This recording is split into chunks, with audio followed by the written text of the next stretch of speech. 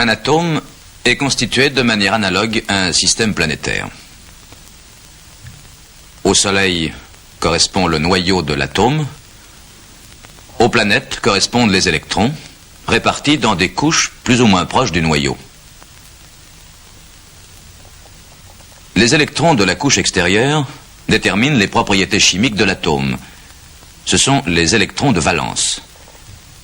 Mais un électron de valence peut être porté sur des trajectoires plus éloignées du noyau.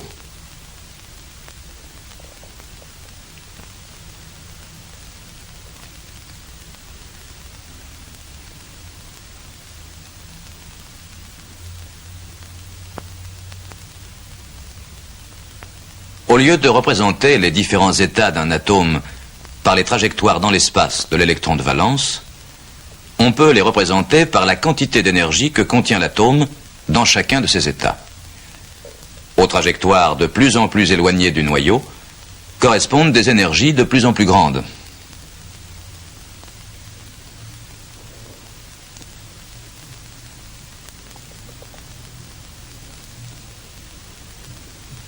Le physicien danois Niels Bohr a montré que les valeurs possibles de l'énergie forment une suite discontinue.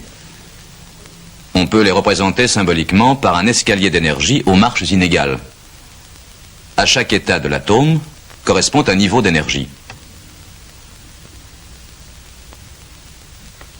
Remplaçons l'escalier d'énergie par une échelle d'énergie. On obtient le diagramme d'énergie de l'atome.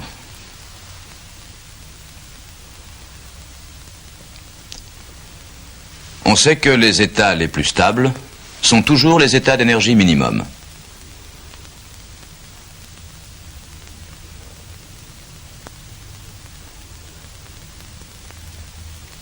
L'atome se trouve normalement dans l'état d'énergie inférieur, appelé niveau fondamental.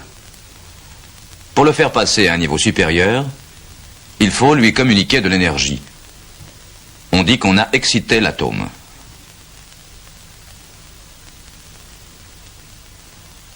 On peut exciter un atome en l'irradiant avec un faisceau lumineux.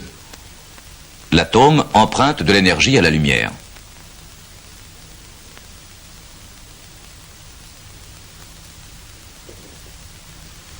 La lumière est formée de vibrations électromagnétiques.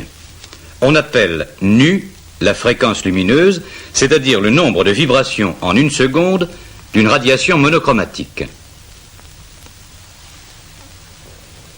Dans une radiation monochromatique, l'énergie lumineuse est transportée sous forme de petits paquets, tous égaux, appelés quanta ou photons.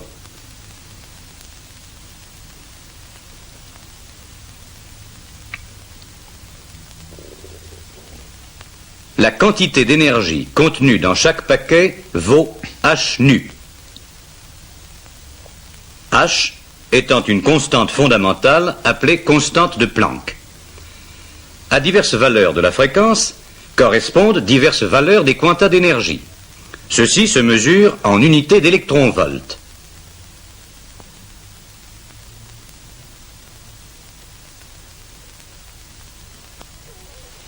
En formant un spectre, on sépare les diverses radiations monochromatiques. C'est la fréquence qui détermine la couleur de la lumière. À la couleur rouge correspondent des photons de 1,7 électronvolts. À la couleur violette correspondent des photons de 3 électronvolts. Notre œil n'est sensible à la lumière que si les photons possèdent une énergie comprise entre 1,7 et 3 électronvolts. Lorsque l'énergie des photons est inférieure à 1,7 électronvolts, la lumière est infrarouge. Lorsque l'énergie des photons est supérieure à 3 électronvolts, la lumière est ultraviolette.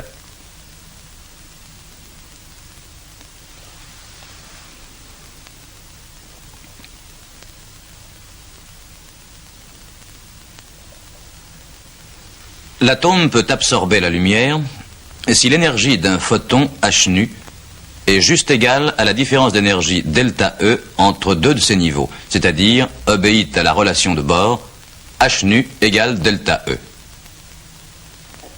Les états excités sont instables.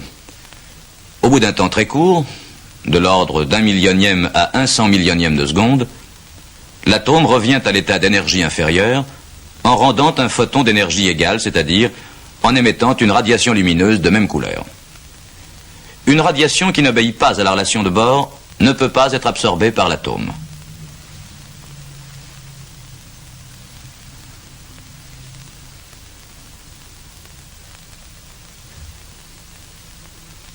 Les passages d'un niveau d'énergie à un autre avec absorption ou émission de lumière s'appellent des transitions spectrales.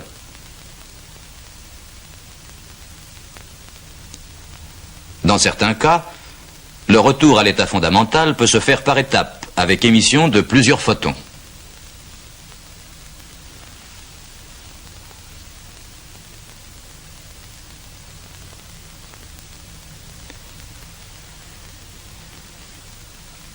Voici par exemple le diagramme d'énergie de l'atome d'hydrogène. Les transitions possibles sont représentées sur le diagramme par des lignes d'interconnexion entre les niveaux. Elles correspondent aux diverses radiations monochromatiques susceptibles d'être émises par l'atome.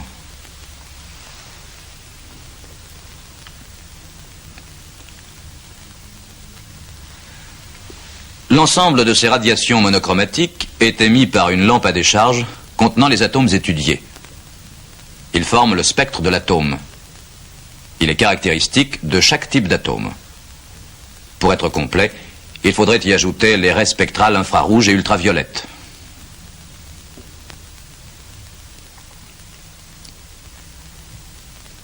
On peut effectuer une autre expérience en enfermant des atomes dans un ballon transparent à la lumière et vidé d'air.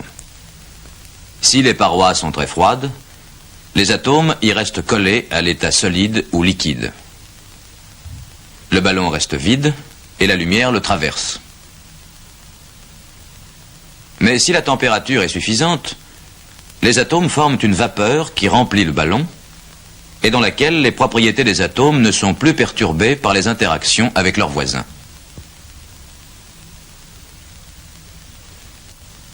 La lumière obéissant à la loi de Bohr est absorbée et nous constatons que la vapeur réémet la même lumière dans toutes les directions. C'est le phénomène de résonance optique découvert par l'américain Wood.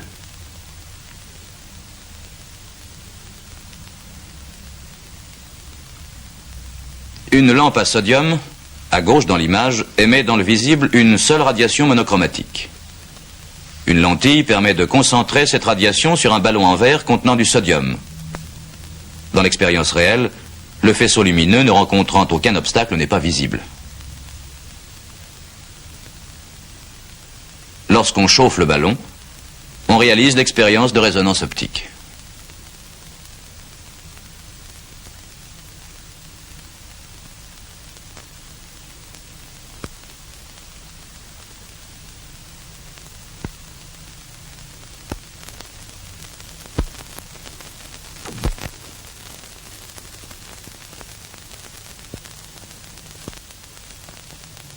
Les différents états d'un atome peuvent se distinguer par des propriétés autres que l'énergie, en particulier par leur moment cinétique et leur moment magnétique.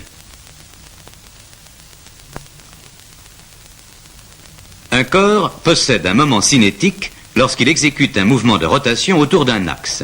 On représente le moment cinétique par une flèche ou vecteur porté par l'axe.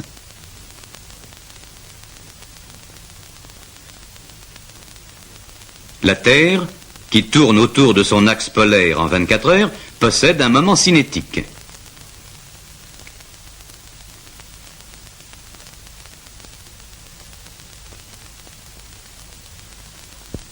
Au mouvement de rotation de la Terre autour du Soleil correspond aussi un moment cinétique. Le moment cinétique est d'autant plus grand que la distance à l'axe de rotation est plus grande. Il est encore proportionnel à la vitesse angulaire de la rotation. Si la rotation change de sens, le vecteur moment cinétique change aussi de sens.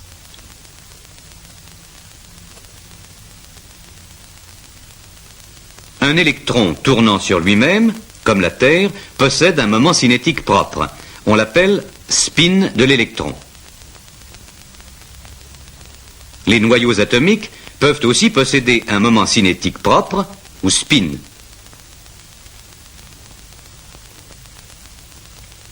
L'ensemble des mouvements de rotation qui existent à l'intérieur d'un atome sont équivalents à un mouvement de rotation unique dont le moment cinétique est appelé moment cinétique résultant de l'atome.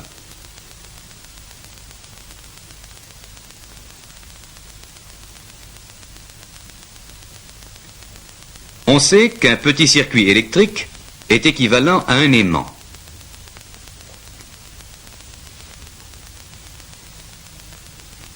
On dit qu'il possède un moment magnétique, symbolisé par une flèche et par la lettre grecque mu. Ceci est dû au mouvement de rotation des charges électriques à l'intérieur du fil.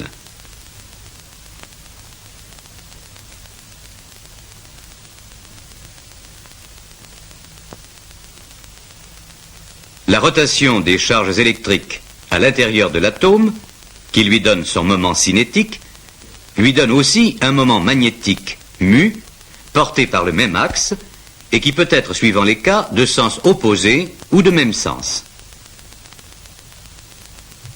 Des atomes différents peuvent avoir le même moment cinétique, mais des moments magnétiques mu de valeurs différentes. En définitive, un atome est, d'une certaine manière, comparable à une toupie qui porterait un aimant sur son axe.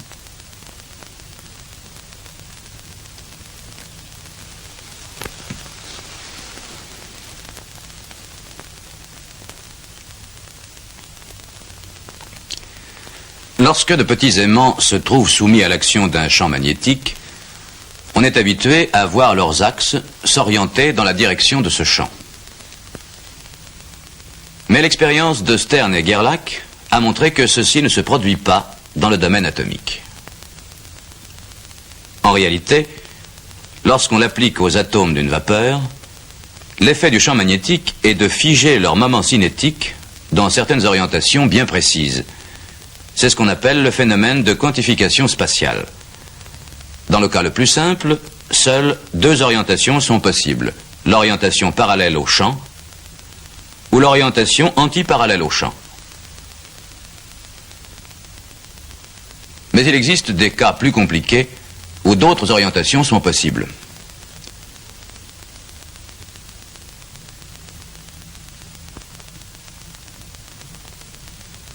Des raisons théoriques font que les orientations possibles sont déterminées très simplement, non pas à l'aide du moment magnétique, mais à l'aide du moment cinétique.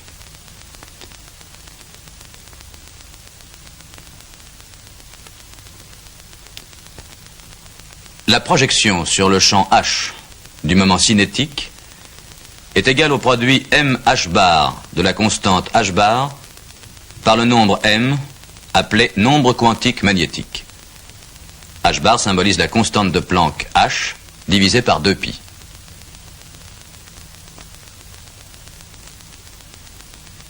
Dans certains cas, les valeurs possibles du nombre m sont 1/2 plus ou moins un nombre entier.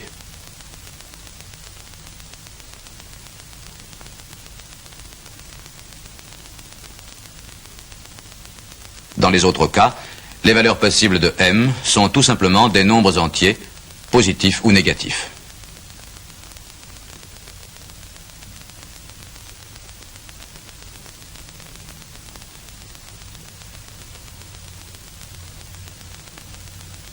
C'est la grandeur du moment cinétique qui détermine le nombre des valeurs possibles de m, c'est-à-dire le nombre des orientations possibles.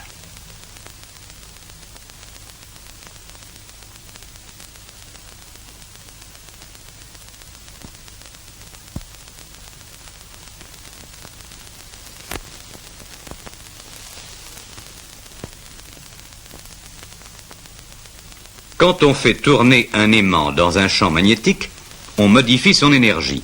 En moins, si l'aimant est orienté dans le sens du champ, on dit que l'énergie magnétique est négative. En plus, si l'aimant est orienté dans le sens opposé au champ, on dit que l'énergie magnétique est positive. Aux diverses orientations du moment cinétique et du moment magnétique qui lui est associé, correspondent des valeurs différentes de l'énergie.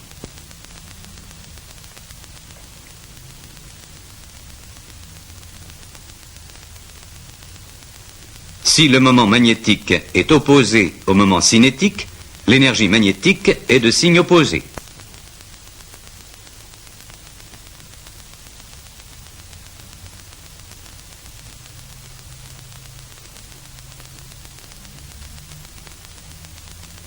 Cette énergie magnétique se représente également sur l'échelle d'énergie. Elle s'ajoute à l'énergie normale en l'absence de champ. Mais elle est beaucoup plus petite et il faut dilater l'échelle pour pouvoir la représenter. Le niveau normal E0 se subdivise en un certain nombre de niveaux distincts et équidistants. On les appelle sous-niveaux magnétiques ou sous-niveaux Zeeman. Ces différents sous-niveaux correspondent à des orientations différentes des moments cinétiques atomiques.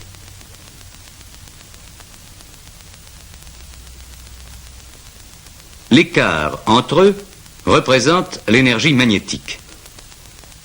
Il est proportionnel à l'intensité du champ H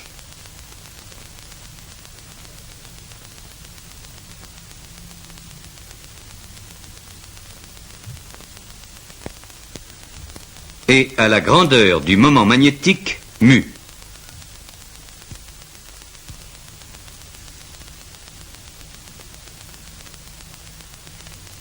L'écart est donc proportionnel au produit H mu. Dans la suite de l'exposé, nous nous placerons toujours dans le cas le plus simple, où seules deux orientations sont possibles. En découpant la feuille de papier, on peut représenter simultanément les sous-niveaux de E0 et ceux de E1. Nous supposons que l'état excité E1 est également décomposé en deux sous-niveaux magnétiques. La transition primitive entre E0 et E1 est remplacée par 4 transitions correspondant à des écarts d'énergie légèrement différents, c'est-à-dire à des fréquences légèrement différentes.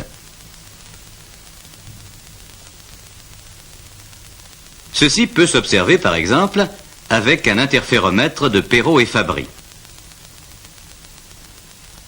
Éclairé avec une lumière monochromatique, la raie D1 du sodium, cet appareil forme une série d'anneaux très fins. Si l'on soumet les atomes de sodium à un champ magnétique progressivement croissant, on voit la série d'anneaux se déquadrupler. Chacun des anneaux correspondant à la fréquence initiale est remplacé par 4 anneaux correspondant aux 4 fréquences nouvelles, appelées composantes Zeeman. Le nombre des composantes Zeeman et leur écart dans un champ magnétique connu nous renseignent sur les moments cinétiques et les moments magnétiques des atomes dans les niveaux d'énergie concernés. Mais on obtient des renseignements supplémentaires en observant l'état de polarisation de la lumière correspondant à chacune des composantes Zeeman.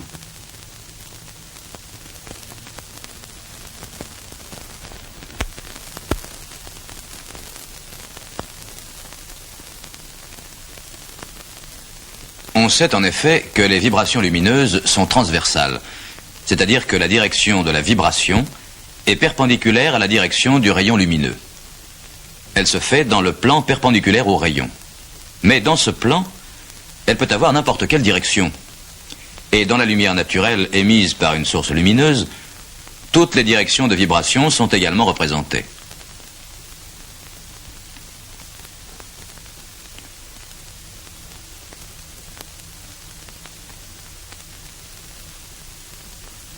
Il existe des substances transparentes qu'on appelle des polariseurs de lumière. Elles fonctionnent à la manière d'un tamis et ne laissent passer que les vibrations lumineuses ayant une direction déterminée. La lumière qui en sort est dite polarisée rectilignement.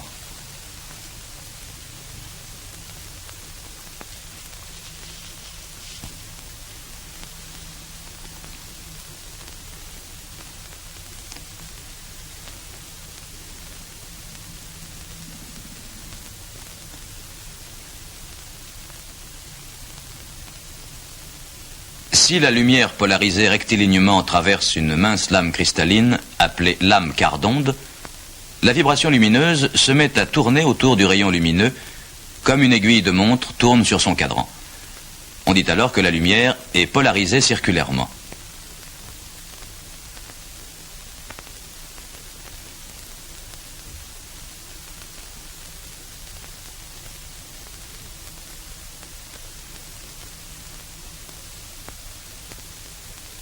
Il suffit de tourner la lame quart d'onde de 90 degrés dans son plan pour changer le sens de rotation de la vibration lumineuse. À cette rotation de la vibration est associé un moment cinétique. Si la vibration tourne dans le sens inverse des aiguilles d'une montre, ce moment cinétique est positif. On parle de lumière sigma plus. Chaque photon de lumière polarisé circulairement transporte un moment cinétique égal à h bar.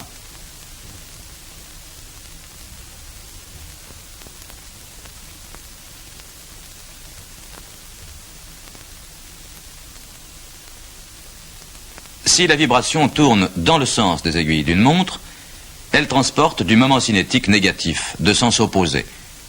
On parle de lumière sigma moins.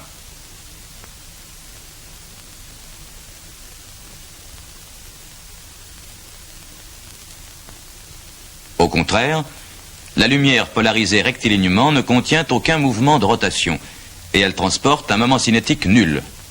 On l'appelle lumière pi.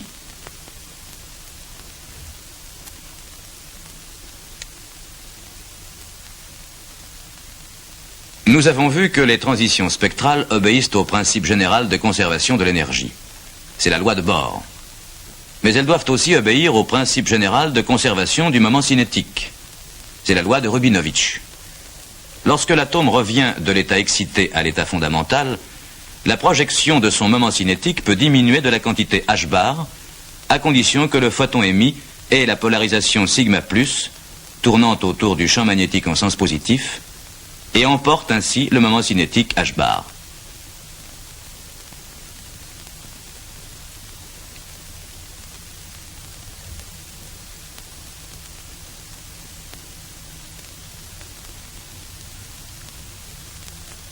La projection de son moment cinétique peut aussi augmenter de la quantité h bar si le photon émis possède la polarisation sigma moins tournant en sens opposé et emporte ainsi le moment cinétique négatif moins h bar.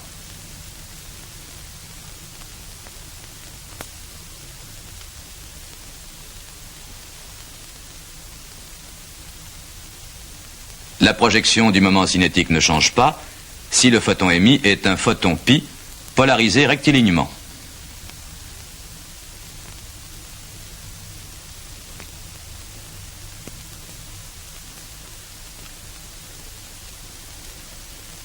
Ceci impose des polarisations bien précises aux 4 transitions spectrales dont nous avons parlé. La transition du sous-niveau m égale plus 1,5 de l'état excité au sous-niveau m égale moins 1,5 de l'état fondamental est accompagnée de lumière de polarisation sigma plus. La transition du sous-niveau m égale moins 1,5 de l'état excité au sous-niveau m égale plus 1,5 de l'état fondamental se fait avec la polarisation sigma moins.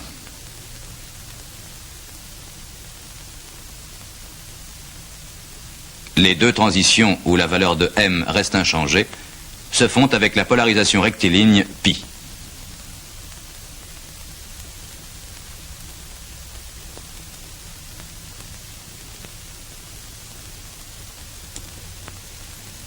Ces règles de polarisation permettent de distinguer les diverses transitions, même si le champ magnétique n'est pas assez intense pour que l'on puisse différencier leurs fréquences.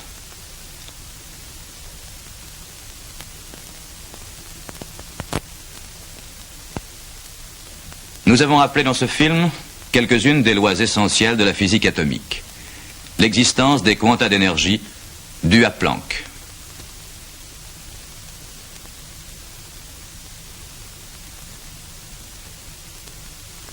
La règle des transitions spectrales due à Bohr.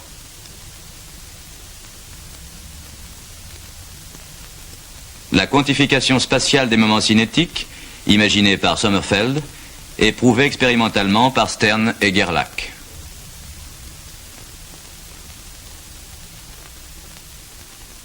L'existence des sous-niveaux magnétiques ou sous-niveaux Zeeman. Ces quelques lois simples permettent de comprendre un grand nombre de phénomènes physiques, notamment le pompage optique.